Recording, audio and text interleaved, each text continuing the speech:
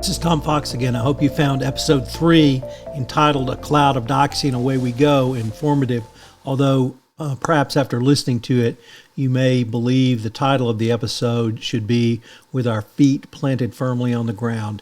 In this episode, we talk about the diagnostic, or rather the conventional treatments after a diagnosis of Lyme disease. And here you also see the problem that we have, which is that original treatments were with an antibiotic, usually starting with doxy.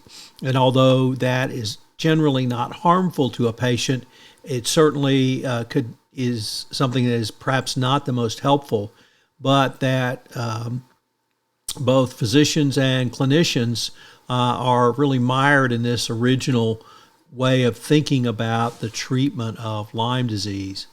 Ben had a really interesting observation that you don't really get a change in diagnostic treatments or even other types of scientific theories until a full generation has come in after the original assessment was made, because the dogma is so great.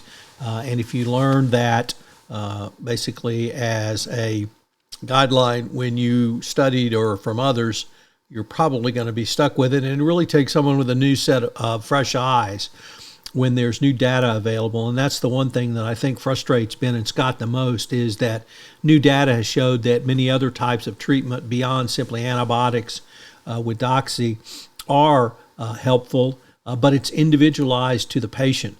And as they didn't talk about this, but as we've seen during COVID-19, it's the underlying physical conditions of the patients that in many ways impact the overall effect of Lyme disease. So in addition to the misdiagnosis that many Lyme disease sufferers have early on with their condition, there is a pragmatic or dogmatic, I should say, protocol for treatment with medicines that physicians have used literally since the 60s, and this has not changed despite more recent data which showed that other individualized treatments could be more powerful. So this episode continues our exploration of Lyme disease. I hope you will join us tomorrow for episode 4, where we look at immunity as a front line of defense.